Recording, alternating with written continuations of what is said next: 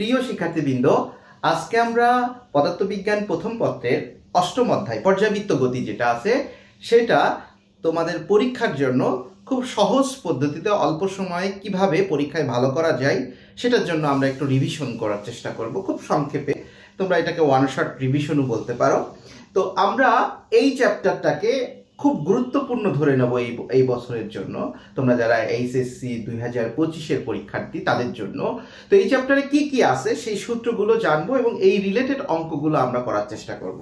প্রথমে চলো আমরা যে সমীকরণটা দিয়ে ম্যাথ করার চেষ্টা করব সেটা নিয়ে একটু কথা বলি। অর্থাৎ প্রথমে আমরা একটা সমীকরণ টাইপ 1-এ আমরা একটা সমীকরণ থেকে কিভাবে গতিশক্তি, বিভব শক্তি বা টোটাল যান্ত্রিক শক্তিটা কিংবা কৌণিক কম্পাঙ্ক এরকম অসংখ্য বিষয় কিংবা তোমার হচ্ছে স্মরণ, এগুলো যখন আমরা বের করার চেষ্টা করব সেটা আমরা এখানে দেখানোর চেষ্টা করব। তো এখানে আমাদের প্রথম যে সমীকরণটা আমরা x = সরল সন্ধিত স্পন্দনের ক্ষেত্রে বা সরল সন্ধিত গতির ক্ষেত্রে x = a sin omega t plus del, এটা নিয়ে কথা বলবো এখানে। তো এখানে আমাদের এক্সটা হলো সরণ, এ হলো বিস্তার, ওমেগা হলো কৌণিক কম্পাঙ্ক আর ডেলটা হলো আদি দশা বা দশা ধ্রুবক। এটা আমরা জানি, এটা হলো দশা ধ্রুবক, এ হলো বিস্তার, এক্স হলো সরণ, এটা আমরা জানি। এই সমীকরণে আমরা জানি এটাকে যদি আমরা ভিতে পরিণত করতে পারি, এখানে ভিতে করলে এটাকে dx/dt করতে হবে, t এর সাপেক্ষে ডিফারেন্সিয়েশন করতে হবে, করলে আমরা সেটা পাবো হচ্ছে a omega cos omega t plus del পাবো, এটা পাবো আমরা, যেটাকে আমরা v বলে থাকি। তার মানে আমরা v = এটা লিখতে পারি a omega cos omega t plus del, এটাও লিখতে পারি। এটাও একটা সমীকরণ। এই সমীকরণ, এটা v এর সমীকরণ, এটা হলো x এর সমীকরণ। v এর আরেকটা আছে বেগের, সেটা হচ্ছে v = omega a √a² - x², মানে এখান থেকে ক্যালকুলেশন করে আমরা এটা পেতে পারি। তারপরে হচ্ছে ওমেগা a না, সরি, এটা omega, v = omega √a² - x², এটা আমরা পাবো। দেন আমাদের x এর মান পেলাম, v এর মান পেলাম, এখানে আমাদের ত্বরণ পাওয়া যাবে। আবার এটাকে যদি আমি করি তাহলে আমরা যে এই অংশটাকে এটাকে যদি আমরা ডিফারেন্সিয়েশন করি তাহলে আমি যেটা আলটিমেটলি যেটা পাবো সেটা হচ্ছে কি মাইনাস ওমেগা স্কয়ার a, এটা পাবো। কেউ কেউ এটাকে আমরা এভাবে লিখি মাইনাস ওমেগা স্কয়ার x, এভাবেও লেখা হয়, এভাবেও লেখে কেউ কেউ। এ হলো অন্য কোনো কারণে, আমি সেটা বলবো, কিন্তু এখানে আমরা এই যে সরণ, বেগ এবং ত্বরণ বের করতে পারি।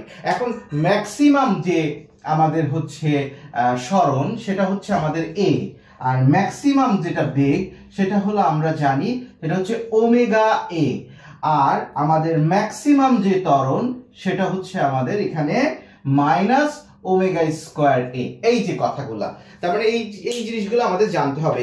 x v a, maximum x, maximum v, maximum a, কতগুলো আইটেম আমাদের এখানে জানা প্রয়োজন ছিল।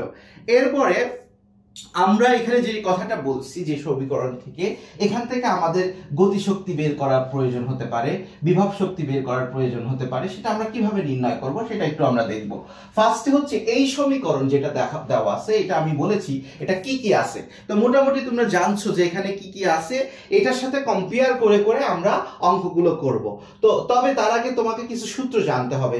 যেমন আমরা এটা জানি, কে এর মান জানি, বল ধ্রুবক যেটাকে বলা হয় m ওমেগা স্কয়ার, এটা তোমাকে খেয়াল করে শুনতে হবে, এটা মনে রাখতে হবে। এছাড়াও আমাদের আরেকটা প্যাটার্ন আছে, যেটা হচ্ছে যে আমাদের এখান থেকে যদি অনেক সময় t যখন 0 হয়, t যখন 0 হয় তখন আমাদের এটা সাম্য অবস্থায় থাকে এবং তখন যে দশাটা থাকে সেটাকে আমরা বলি আদি দশা বা দশা ধ্রুবক, যেটাই বলো না কেন। তখন আমরা এই দশা ধ্রুবক যখন আমরা বের করতে হয় তখন আমাদের এখানে t = 0 ধরতে হয়। তখন সমীকরণটা আমাদের দাঁড়াবে হচ্ছে a sin 0 প্লাস ডেল, এটা দাঁড়াবে, অর্থাৎ x = a sin ডেল, এইটা। তখন আমাদের এই সমীকরণটা বের করার প্রয়োজন হয়, সমীকরণ না, এই দশা ধ্রুবক বা আদি দশা বের করতে বলে, তখন আমরা এইভাবে বের করব। এখন আমরা কিভাবে গতিশক্তি, বিভব শক্তি বের করে সেটা একটু জানার চেষ্টা করব। তো প্রথমে আমরা বিভব শক্তি যে বিষয়টা তুলে ধরি। বিভব শক্তি হচ্ছে আমাদের এখানে ই পি, যেটা আমরা বলে থাকি হাফ হচ্ছে এই সরল সন্ধিত স্পন্দনের ক্ষেত্রে অ্যাজ লাইক স্প্রিং এর ক্ষেত্রে হাফ কে এক্স স্কয়ার। তুমি এখানে কে এর মানটা জানো, হাফ কে এর মানটা তুমি কিন্তু এক্স এর মানটা তুমি কিন্তু জানো। এক্স এর সূত্র হচ্ছে কি এ sine omega t plus del, এটা কিন্তু এক্স এর মান। সো আমরা এটা এইভাবে লিখতে পারি কে A square sine square omega t plus. তার মানে আমরা যদি গতিশক্তি বলি, গতিশক্তি হচ্ছে আমাদের ই কে আমরা পাবো হচ্ছে half m v square. V এর মান কিন্তু আমি ওই পাশে পেয়েছি, ভি এর মান পেয়েছিলাম। আমরা দেখলাম যে ভি হচ্ছে আমরা এখানে পাবো এ omega square A square cause square omega t plus del, এটা পেয়েছিলাম কিন্তু। হ্যাঁ, এ স্কয়ার তার মানে এখানে এম ওমেগা স্কয়ার মানে হলো কে, তার মানে half K A square cause square omega t plus del, এভাবেও লিখতে পারি। তার মানে মোট যান্ত্রিক শক্তি বা মোট শক্তি যেটা আমরা বের করতে পারি সেটা হচ্ছে এই দুটো যোগ করে দেব। যোগ করলে আমরা এখানে হাফ কে স্কয়ার কমন নিলে cause square omega t plus del পাচ্ছি একটা, আর একটা হচ্ছে cause square omega t plus sine square omega t plus del, এটা পাচ্ছি, এই দুটো পাচ্ছি, তাই না? এই দুটো পাচ্ছি, কিন্তু এটার মান হচ্ছে আমাদের 1। তার মানে আলটিমেটলি যেটা দাঁড়ালো half K A square half M omega square A square, এটা হলো তোমার মোট শক্তি। এটা আমাদের বের করতে বলে অনেক সময়, যে এত সময় পরে মোট শক্তি কত, এত সময় পরে দুইটা আলাদা আলাদা সময় দিল, সেই ক্ষেত্রে মোট শক্তি কত সেটা আমাদের বের করতে বলে। এখন দেখো তোমরা বোর্ডে দেখো দেখা যাচ্ছে যে আমি একটা কোশ্চেন দিয়েছি। কোশ্চেনটা হলো এরকম যে দুটি সরল ছন্দিত স্পন্দনের বস্তুর একটি গতির সমীকরণ দেওয়া আছে। সমীকরণটাই x সমান সমান কত আছে, কোশ্চেনটাই দেখো x সমান সমান দেওয়া আছে 8 cos 6 pi t plus pi by 2, এটা দেওয়া ছিল। সো এখান থেকে একটা সমীকরণ মানে একটা সমীকরণ দেওয়া আছে, আর একটা সমীকরণও দেওয়া ছিল, দুইটা সমীকরণ দেওয়া আছে। আমাকে এখানে এই সমীকরণ থেকে যেহেতু কজ আছে এবং দেখো এখানে পাই বাই 2 আছে, তাহলে এটা ultimately 8 sin 6 pi t easily করা যাইতো, তাই না? তার মানে এইটাকে যদি তুমি a কে x equal to a sin omega t plus del এর সাথে তুলনা করো, সাথে তুলনা করলে আমরা কি পাবো? তুলনা করে আমরা এখানে পাবো এর মান হলো 8 আর ওমেগা হলো 6 পাই, মোটামুটি আমরা পেয়ে গেছি। বাকিটা আমার প্রয়োজন নেই। হ্যাঁ, ডেলের মানটা হলো 0। আচ্ছা ওকে, ডেলের মানটা আমরা 0 পেয়েছি, মানে আদি দশা বা দশা ধ্রুবক 0 পেয়েছি। এখন বলছে দুটি বস্তুর বেগ ও আরেকটা সমীকরণ দেওয়া আছে, দুঃখিত, এটা হলো আরেকটা সমীকরণ দেওয়া আছে এখানে। আমি যদি আরেকটা সমীকরণটাকে আমি পাশে লিখি, এই যে দ্বিতীয় সমীকরণ, এভাবে x ইকুয়াল টু কত ছিল 10 sin, ওইটা আবার 12 পাই টি, একবারে ডিরেক্ট দেওয়া, সেটা আর কিছু করা লাগবে না। তার মানে সেক্ষেত্রে এর মান হচ্ছে এখানে 10 পাবা আর ওমেগার মান হচ্ছে 12 পাই পাবা, তাই না? এটা পেয়ে যাবে। এখন আমাকে বলছে দুটি বস্তুর বেগ এবং ত্বরণ নির্ণয় করতে হবে। তো বেগ বের করা তো খুব সহজ, আর ত্বরণটাও তুমি বের করতে পারবা, কারণ এখানে আমাদের আমরা যেটা বেগ বের করতে চাই, বেগের তো অনেকগুলো সূত্র আছে। দুইটা সূত্র আমি দেখাইছি, তুমি কিভাবে সূত্রগুলো ইউজ করবা দেখো। আমরা যদি এখানে এটা ধরি, বেগের দুইটা সূত্র, v equal to omega a omega root over a square minus x square, এইটা একটা। আর একটা হচ্ছে v ইকুয়াল টু আমরা এখানে পাবো সেটা হচ্ছে যে omega a cos omega t plus del, এটা পাবো। তো এখন মোটামুটি তোমার এখানে যা দেওয়া আছে এবং হচ্ছে তুমি 2 সেকেন্ড পর দুটি বস্তুর বেগ এবং ত্বরণ নির্ণয় করা যায় কিভাবে সেটা তুমি বের করতে পারো। টাইমটা 2 সেকেন্ড দিবা, ওমেগার মান তুমি বসাই দাও, তখন আমি এটা ক্যালকুলেট করব। তবে আমি এইভাবে বলি যে তোমরা x সমান সমান ওই যে a sin omega t plus del ছিল না, এখানে তুমি জানো x এর মান হলো 8, sin ওমেগা হলো 6 পাই, t হলো 2 সেকেন্ড আর এটা হলো 0। এটা বের করবা, বের করে ক্যালকুলেশন করলে পেয়ে যাবা। ও এখানে একটা কনসেপ্ট বলে দিই, এখানে ওমেগার পায়ের মানটা অবশ্যই 180 দিতে হবে, এই পায়ের মানটা 180 দিতে হবে। এখানে তুমি যদি সাইন বলো কজ বলো এরপরে যদি পাই থাকে তাহলেও সেক্ষেত্রে পাই থাকলে 180 দিতে হবে, ঠিক আছে। কিন্তু এটা যদি বাহিরে থাকতো, মনে করো এখানে পাই আছে, তখন তুমি 3.1416 দিতা, তখন এখান থেকে এক্স এর মান পেয়ে গেছো। এক্স এর মান পেয়ে গেলে এখানে এক্স এর মান বসাই দিতা, এ বসাই দিতা, ওমেগা তো জানো, তাহলে তুমি ভিটা পেয়ে যাবা। এইভাবে ভিটা বের করতে পারবা। তার মানে আমাদের এখানে হচ্ছে 2 সেকেন্ড পর বস্তুদ্বয়ের যে গতিশক্তি এবং বিভব শক্তি নির্ণয় করতে বলেছে, তার মানে আগে তোমার বিভব শক্তি বের করতে হবে, গতিশক্তি বের করতে হবে। তো বিভব শক্তি বের করার পদ্ধতি হচ্ছে কি, আমরা 2 সেকেন্ড পর একইভাবে দেখো, এখান থেকে তুমি 2 সেকেন্ড পর, আমি এখানে 2 সেকেন্ডে লিখেছি, 2 সেকেন্ড পর তুমি এক্স পেয়ে গেছে। হ্যাঁ, আমি ক্যালকুলেশন করলে তোমরা এটা পেয়ে যাবো, আমি সেই জন্য ক্যালকুলেশন করছি না।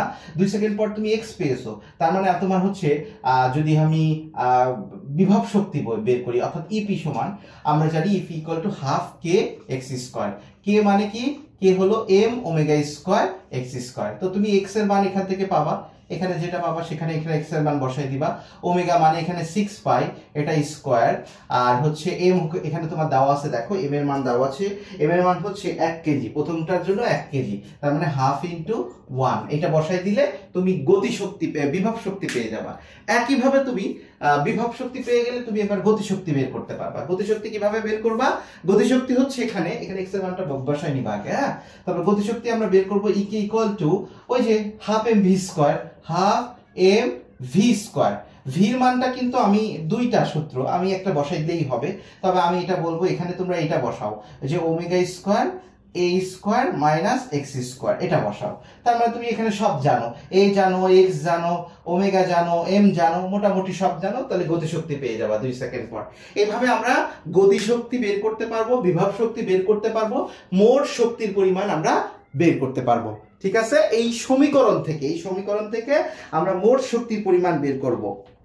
তারপরে বলবে যে 2 সেকেন্ড 3 সেকেন্ড 4 সেকেন্ড এরকম বিভিন্ন সেকেন্ড পরে এটার গতিশক্তি কত হবে, এরকম বলবে। একটা কোশ্চেন আসছে, বোর্ডের কোশ্চেন দেখবা, টি সমান 0.5 সেকেন্ড পর এবং টি সমান 0.75 সেকেন্ড পর, ঠিক আছে। এটার গতিশক্তি কত, বিভব শক্তি কত, এটা আমাদের তুলনা করতে, সরি দুইটা ক্ষেত্রেই যান্ত্রিক শক্তি নিত্যতা সূত্র মেনে চলে কিনা এটা আমাদেরকে দেখাতে বলছে। অর্থাৎ টি সমান এত সেকেন্ড পর এবং টি সমান এত সেকেন্ড পর, দুইটা ক্ষেত্রেই আমাদের যান্ত্রিক শক্তি নিত্যতা মেনে চলে কিনা, ঠিক আছে। এই রিলেটেড অঙ্কগুলো আছে, তোমরা কোশ্চেনটা দেখলে বুঝতে পারবা। আমি এখানে অনেকগুলো কোশ্চেন দিয়েছি, 7 নম্বর, মোটামুটি এই টাইপের কোশ্চেনগুলোই বারবার করে আসে। আর একটা ইকুয়েশন আছে 2 নম্বর যেটা আমি দিয়েছি, সেই ইকুয়েশনটা নিয়ে আমরা একটু কথা বলি। সেই ইকুয়েশন কেমন সেটা একটু দেখি, চলো। এখানে যেটা আমরা দেখাচ্ছি 2 নম্বর কোশ্চেনের জন্য যে সমীকরণ, সেটা হচ্ছে d square x d t square plus omega square x equal to 0। এই সমীকরণ দেওয়া থাকে, এটা হলো ব্যবকলনীয় সমীকরণ। সরল সন্ধিৎসব মানে যে সমীকরণটা দেখালাম তার ব্যবকলনীয় রূপ হচ্ছে এইভাবে। তো এখান থেকে আমাদেরকে বলে যে হচ্ছে এখান থেকে তোমরা বের করো, যে ওমেগা বের করো, তারপরে বেগ বের করো, তারপরে বিভিন্ন আবার আগের মতোই সবকিছু বের করতে বলে। আমাদের কোশ্চেনটা যদি তুমি দেখো, আমি এখানে কোশ্চেনটা দেওয়া আছে, দেখো কোশ্চেনটাই এখানে তোমার হচ্ছে যেটা বলা হয়েছে, যে একটা সমীকরণ দেওয়া আছে, সমীকরণটা ছিল ডি স্কয়ার এক্স, এখানে এই জায়গাটায় একটু চেঞ্জ করেছে, তাই তো। এই জায়গাটা চেঞ্জ করে হচ্ছে 4 পাই স্কয়ার এক্স দেওয়া আছে, এখানে 4 পাই স্কয়ার এক্স এইটা দেওয়া আছে। তার মানে আমরা এখানে বুঝতে পারছি যে যেহেতু ওমেগা স্কয়ার মান 4 পাই স্কয়ার, কম্পেয়ার করে তুলনা করলে তাহলে ওমেগার মান হচ্ছে 2 পাই, এটা তুমি পাবা, ওমেগার মানটা তোমরা 2 পাই পেয়ে যাবে। এখন আমাকে বলেছে কি টি হলো 1.25 সেকেন্ড পর, টি হলো 1.25 সেকেন্ড পর, আবার আরেকটা হচ্ছে টি হলো সম্ভবত আমাদের এখানে দেখো লেখা আছে টি হলো 1.625, আর এটা হলো 1.125, আর এটা হলো 1.625। এত সেকেন্ড পর শক্তির নিত্যতা সূত্র মেনে চলে কিনা। শক্তির নিত্যতা সূত্র কি, আমাদেরকে বেগ বের করতে হবে, আমাদেরকে সরণ বের করতে হবে, এটা মোটামুটি। তো আমরা এখান থেকে দেখো এই সমীকরণ যেটা দেওয়া আছে ওমেগা, এখান থেকে আমরা আমাদেরকে বলছে টি যদি এত সেকেন্ড পর হয়, সেক্ষেত্রে আমরা সরণ এবং আমাদের যে হচ্ছে বেগ ভি, এটা বের করলে আমরা আমরা গতিশক্তি এবং বিভব শক্তি আমরা দুটোই বের করতে পারবো। ঠিক আছে, এই ক্ষেত্রে আমরা একইভাবে করে যাব, এখানে আগেরটার মতন এইভাবে আমরা করে যেতে পারবো। তারপরে এখানে প্রথমে 1 নম্বর কোশ্চেন ছিল দশা ধ্রুবক কত। অলরেডি আমি বলেছি টি যখন 0 ধরবো, 0 ধরে আমরা দশা ধ্রুবক পাবো, এবং এখানে কিন্তু আমাদের হচ্ছে x = a sin omega t plus del, এখান থেকে এটা ক্যালকুলেট করে পেয়ে যাবো। এবং এখানে তোমার বিস্তারটা দেওয়া আছে, সম্পূর্ণ সবকিছু দেওয়া আছে, তোমরা সমীকরণটা প্রতিপাদন করবা। সমীকরণটা হলো এরকম ধরবা, a sin ওমেগা, যেমন এখানে 2 পাই t প্লাস ডেল, এখান থেকে ডেলটা বের করতে বলেছে, এখানে t হলো 0 ধরে আগে ডেল বের করে নিবা। তারপরে এখানে টাইম, এই টাইমের ক্ষেত্রে আমাদের এক্সটা কত সেটা বের করবা, এই টাইমের ক্ষেত্রে আমাদের এক্সটা কত সেটা বের করবা, ভি বের করবা। মোটামুটি এইরকম, আমি এত ডিটেইলসে গেলাম না, এই রিলেটেড। আশা করি যারা এখন এবার পরীক্ষার্থী তারা অবশ্যই নিশ্চয়ই ভালোভাবে জানো। আমি শুধু জাস্ট আইডিয়া দিচ্ছি যে এইভাবে অঙ্কগুলো আসতে পারে এই বছরের জন্য, অর্থাৎ সমীকরণ থেকে কিভাবে বিভিন্ন ডাটা বের করতে হবে, এটা খুব ইম্পর্টেন্ট এই চ্যাপ্টারের জন্য, ফোকাস করবা। ঠিক আছে,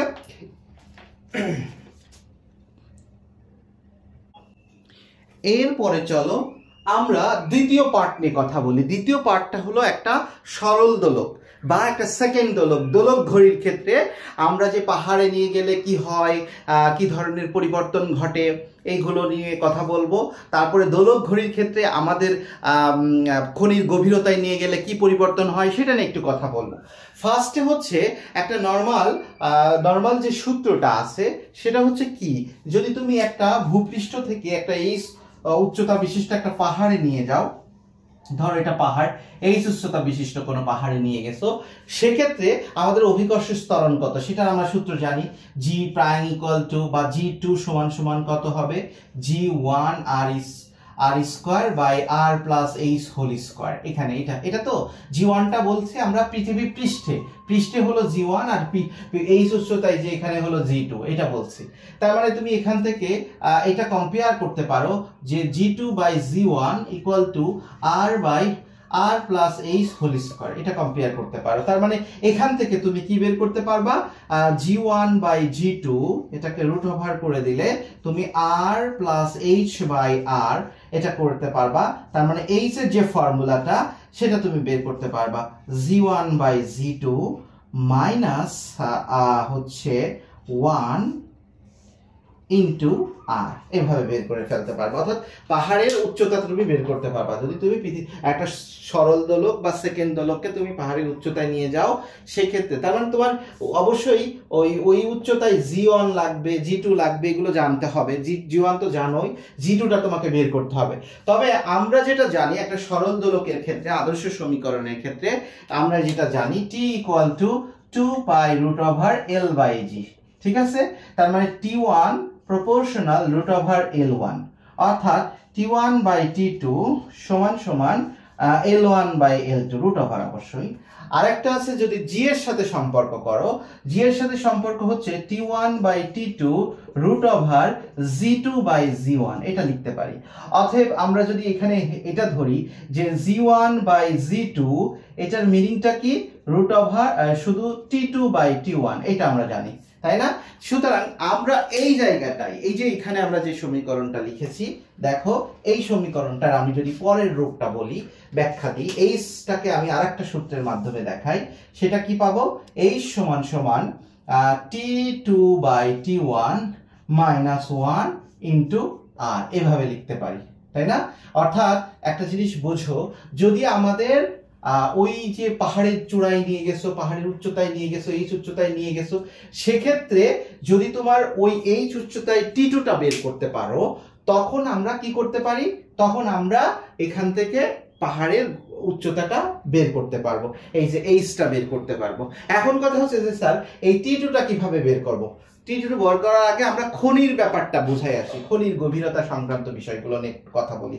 তো খনির গভীরতা সংক্রান্ত বিষয়গুলো নিয়ে কথা বলতে গেলে আমাদের জি এর যে সূত্র, মহাকর্ষ অভিকর্ষ থেকে যে জি এর সূত্র ছিল, সেটা কি ছিল, G2 সমান সমান G1 মাইনাস এইচ বাই আর। তার মানে এখানে G2 বাই G1, এখানে 1 মাইনাস এইচ বাই আর।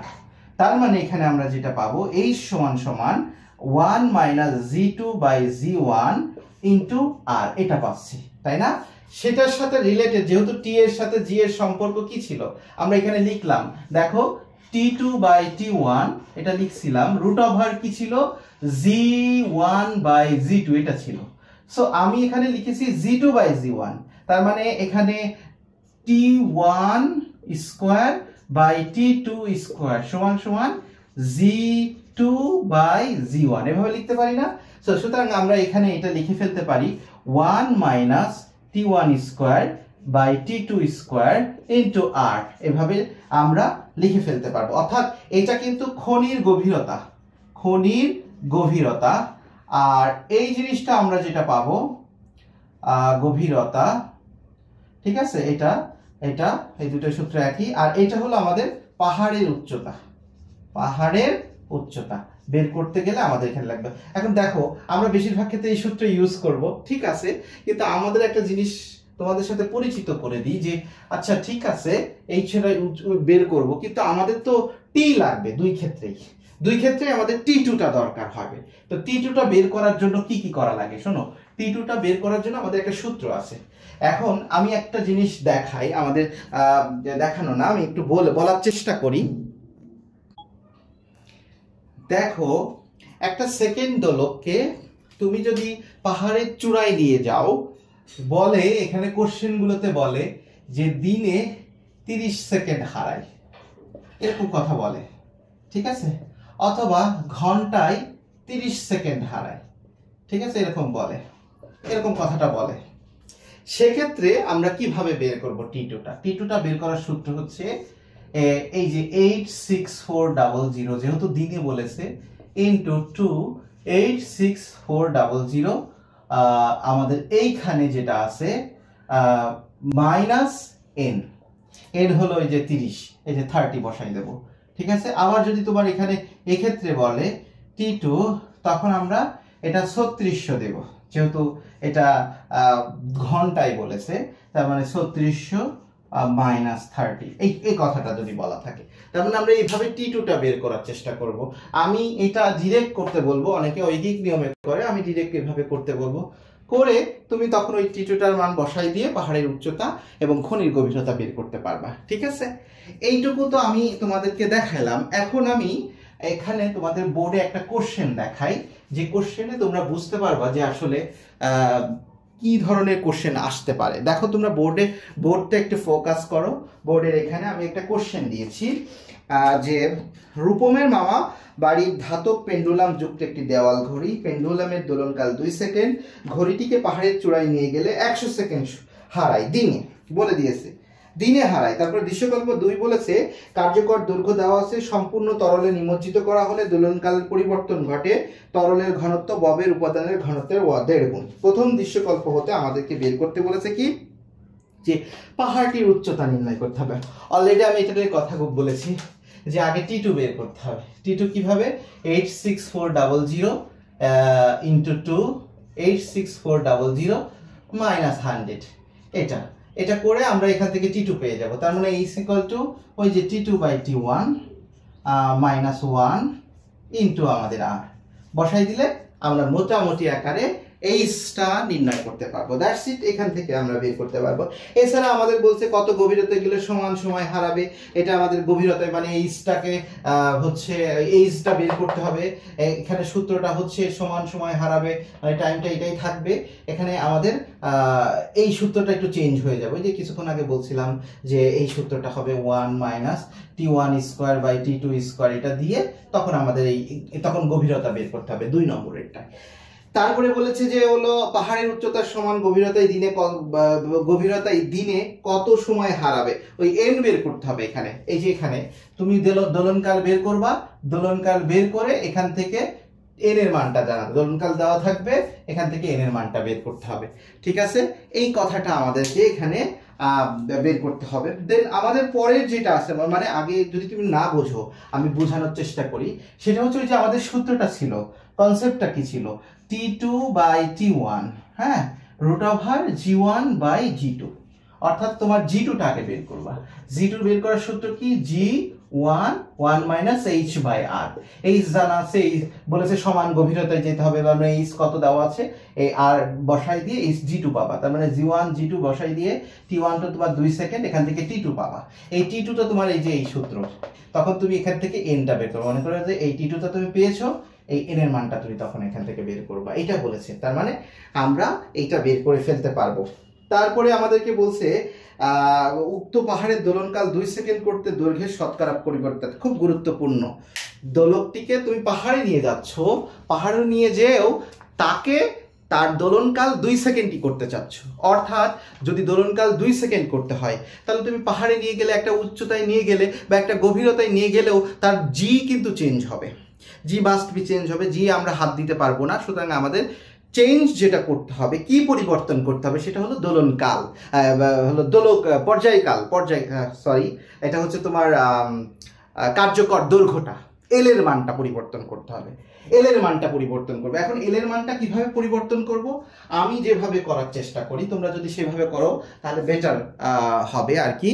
দেখো এবার কোশ্চেনটা দেখো, কোশ্চেনটাই আমরা এখানে ওইটা যদি বের করার চেষ্টা করি, প্রথমে যে এলটা বের করব, এল বের করার জন্য আমাদের সূত্র কি, T equal to 2 pi root over L by G, এখান থেকে T square 4 pi square L by G, এখান থেকে G T square by 4 pi square. এটা করে আমরা এল, এই সূত্র থেকে সব দেওয়া আছে 2 সেকেন্ড ধরে আমরা এলটা বের করব। এইবার তুমি নতুন করে জি2 বের করবা, এই উচ্চতায় আমরা এটা জানি, জি1 আর স্কোয়ার আর প্লাস এইচ হোল স্কোয়ার, এখান থেকে জি2 বের করবা। এই জি2টা একই রকম, এল, এটা এল, এবার এটা মনে করো এল প্রাইম, তাহলে জি2 এখানে টিটা 2 সেকেন্ডই ধরতে হবে বাই 4 পাই স্কোয়ার, এখান থেকে এল1 প্রাইম, এল পেয়ে গেছো, এল1 প্রাইম পেয়ে গেছো। এখন এটার পরিবর্তন কি করবা, ডেল এল কত, মানে কি বিয়োগ, কোনটা থেকে কোনটা বিয়োগ করবা, ছোটটা থেকে বড়টা বিয়োগ করবা, বড়টা থেকে ছোটটা বিয়োগ করবা, বিয়োগ করে এটা বৃদ্ধি না হ্রাস পাবে সেটা দেখে শতকরা পরিমাপ করে দিতে হবে। এইভাবে পদ্ধতি নিয়ে করে যেতে, অর্থাৎ আগে তুমি টি থেকে এলটা বের করে নিবা, এলটা কত, সাধারণত এখানে এলটার মান আসে 0.9929, আমি যতটুকু জানি এত মিটার, হ্যাঁ, কার্যকর দৈর্ঘ্য। তারপরে ওইখানে অভিকর্ষ স্তরণটা কত, যে উচ্চতায় নিয়ে যাচ্ছ সেই উচ্চতায় অভিকর্ষ স্তরণটা বের করবা। ওই অভিকর্ষ স্তরণটা চেঞ্জ করেছো, নতুন করে টিটা 2 সেকেন্ডই থাকবে, যেহেতু তুমি 2 সেকেন্ডই বা সেকেন্ড দোলকে পরিণত করতে চাচ্ছ, 2 সেকেন্ডই থাকবে। সেক্ষেত্রে আর প্লাস এই জি2 বের করার পরে আবার নতুন করে এল প্রাইম বের করবা, জি2 2 স্কোয়ার বাই 4 পাই স্কোয়ার। এখান থেকে ক্যালকুলেট করে আমরা মোটামুটি আকারে বের করে ফেলতে পারবো, এল এর মানটা বের করে ফেলবো, দ্যাটস ইট। এই ছিল আমাদের এটা আমাদের তোমার কোশ্চেনটা, বোর্ডে যে কোশ্চেনটা দেখাইছি সেই কোশ্চেনটা হচ্ছে মূলত এই যে 5 নম্বর যে কোশ্চেন সেটা আর কি। এখন আমাদের আরেকটা যে জিনিসটা আছে সেটা হচ্ছে এই কোশ্চেনটা একটু দেখো, একটু এক্সেপশনাল কোশ্চেন, যে ওই যে ববটা পানিতে নিমজ্জিত ছিল, হ্যাঁ, পানিতে নিমজ্জিত থাকাকালীন আমাদের যে ইয়াটা ওই যে কার্যকর দৈর্ঘ্যের যে সূত্রটা ছিল, আমরা L equal to L plus আর, ববের কি কি দেওয়া আছে এখানে, হচ্ছে বলছে যে মানে দৃশ্যকল্প 2, সরল দোলকটির ববটি সম্পূর্ণরূপে একটি তরলে নিমজ্জিত, দোলনকালের পরিবর্তন ঘটলো, কার্যকরী দৈর্ঘ্য L1 মিটার দেওয়া আছে, ঠিক আছে। এখন আমাদেরকে বলছে ভূপৃষ্ঠে উক্ত ববের পরিবর্তে উক্ত দোলকের অপর একটি পানিপূর্ণ 8 সেন্টিমিটার দৈর্ঘ্যের সিলিন্ডার আকৃতির একটি ববের অর্ধেক পানিশূন্য অবস্থায় দোলকটি ধীরে চলবে নাকি দ্রুত চলবে। এটা আমাদের একটা বোর্ড কোশ্চেন। নর্মালি আমরা আবার বলি, এখানে অনেক সময় আমাদের এই আরটা দেওয়া থাকে, এইটা বের করতে হয়, ঠিক আছে। এটা বের করার জন্য আমাদের ওই যে কাজ শক্তি ক্ষমতা থাকে কুয়ার যে অঙ্কটা সেটা, যেমন এখানে 8 সেন্টিমিটার আছে, তার মানে 8/2 + 0, তার মানে এটা হলো 4, তার মানে এখানে একটা 4 ধরে আমরা হলো সরি আর এর মান 4 ধরে আমরা এখানে এল এইটার মান বের করতে পারবো, ঠিক আছে। কারণ এটা তুমি জানো এটার মান হলো 0.9929, এখান থেকে তুমি এল প্লাস আর এখান থেকে তুমি 99.29, এটা হলো মিটারে আছে, তুমি সেন্টিমিটারে নিয়ে করতে পারো, করে এখান থেকে এল এর মানটা পাবা। এবার তুমি আবার অর্ধেক করো, এল এর মানটা পেয়ে গেলে আবার অর্ধেক করে, অর্থাৎ 4/2 + 4, অর্থাৎ তোমার এখানে 2 + 4 মানে হলো 6 ধরে এখানে যদি তুমি 6 ধরো, 6 ধরে তুমি নতুন করে যে কার্যকর দৈর্ঘ্যটা পাবা সেটা আমাদেরকে বের করতে হবে। বের করে নতুন করে টিটা বের করবা, 2π√L/g।